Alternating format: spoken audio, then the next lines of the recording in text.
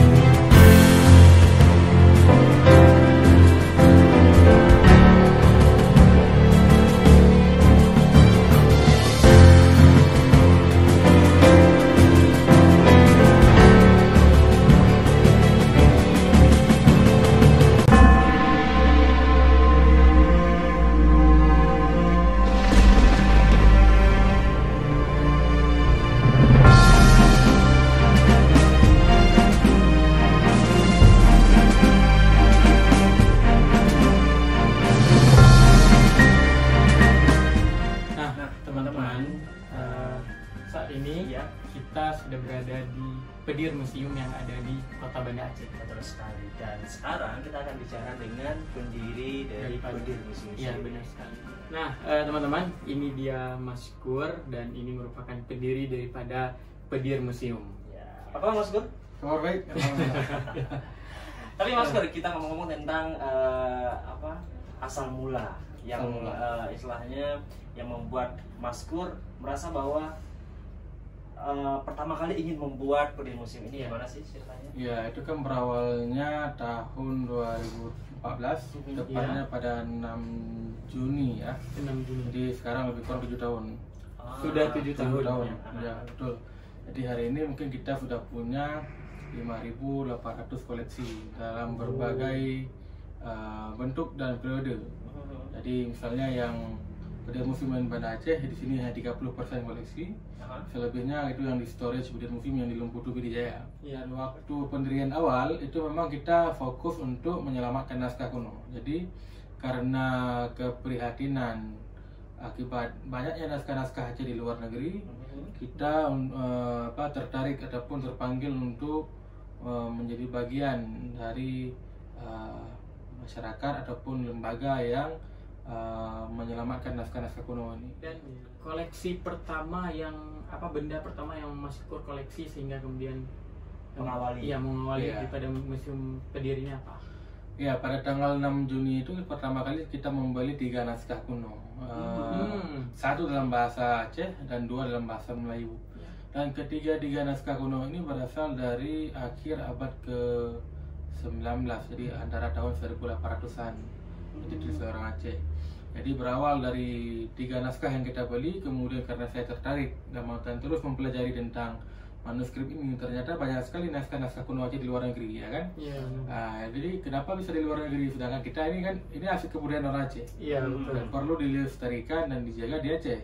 Nah karena itu saya bertekad untuk menyelamatkan itu agar tetap berada di Aceh, agar bisa dipelajari dan diketahui informasinya oleh masyarakat Aceh, terutama generasi muda. Di Aceh ada banyak sekali museum. Betul. Yang kemudian menjadi spesial di Pedir Museum ini apa? Ya, yang paling spesial mungkin yang kita miliki di sini adalah naskah-naskah yang memang tidak semua orang punya. Di ada manuskrip misalnya, ada naskah-naskah yang memang itu masterpiece. Karya Syekh Nuruddin Arniri misalnya, kan karya ulama Aceh abad ke-17, ada karya Abdul Rauf, ada Syah Kuala kan. Kemudian juga kita punya koleksi mata uang emas dari masa Samudra Pasai sampai Aceh Darussalam.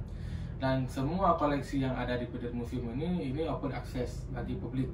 Jadi siapapun yang datang bisa datang untuk melihatnya, kemudian menjadikan itu sebagai kajian. Hampir setiap tahun itu koleksi kita menjadi kajian skripsi mahasiswa di Aceh dan di luar Aceh. Jadi ada yang sudah S1, S2, S3 dari koleksi yang kita miliki. Jadi ada nggak sih benda yang paling tua? Karena sejarah kan semakin tua semakin besar atau bernilai harganya.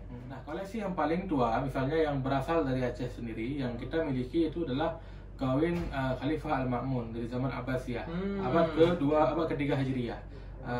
Jadi sekitar 1200 tahun yang lalu, usia 1200 tahun. Kemudian kita juga punya koleksi era Romawi yang ditemukan di PD tahun 2016 dari abad ke-10.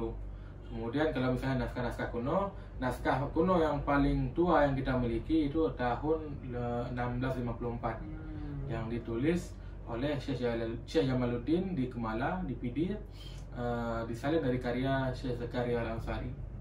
Kemudian kita juga misalnya kita juga punya beberapa koleksi etnografi yang tua, misalnya dari atribut kopiah Aceh yang mungkin beberapa waktu dulu booming, yang aslinya yang tuanya kita punya di sini beberapa.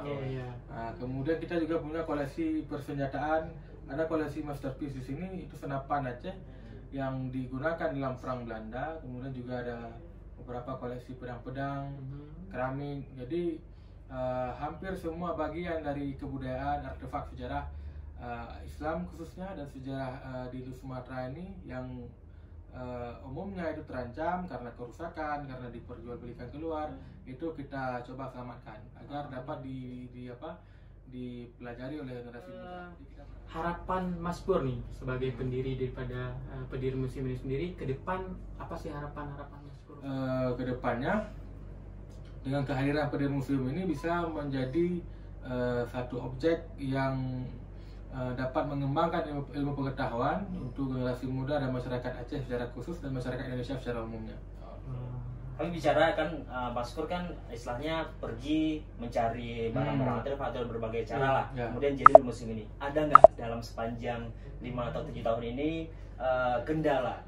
Kendalanya memang karena kita adalah museum pribadi dan swasta, walaupun kita open access publik, akan tapi tidak mudah tentunya untuk mencari sponsor. Jadi kan memang sebagian besarnya memang biaya pribadi, tapi juga ada masyarakat yang menyumbangkan, berdonasi ke kita, dan kadang-kadang memang ada benda-benda yang perlu kita selamatkan tapi kita tidak punya budget.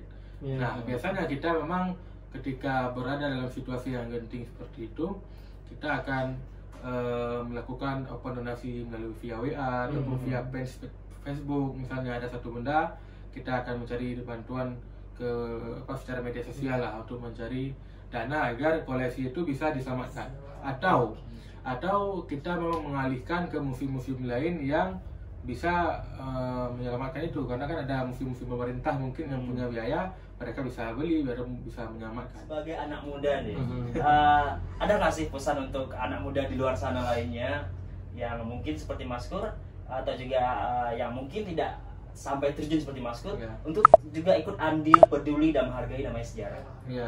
Kita memang harus mengingat bahwa sejarah ini bukan hanya persoalan masa lalu, akan tapi dia adalah persoalan hari ini dan masa depan.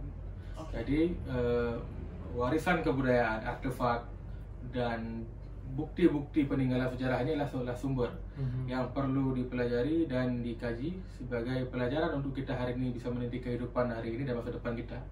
Nah, pentingnya pemuda dalam hal ini untuk punya rasa memiliki sense of belonging terhadap warisan kebudayaan yang memang itu menjadi aset kebudayaan bangsa, dan itu menjadi suatu sumber sejarah bagaimana kehebatan orang Aceh di masa lalu, adapun kehebatan bangsa kita di masa lalu, agar kita bisa mengambil pelajaran untuk kita lebih baik hari ini dan masa depan kita. Nah teman-teman, itu dia tadi perbincangan kita dengan Mas Pur, pendiri daripada Pedir Museum ini. Semoga juga harapan-harapan daripada Mas Pur itu sendiri terrealisasikan nanti, juga menjadi motivasi bagi generasi muda untuk mempertahankan dan juga menghargai sejarah.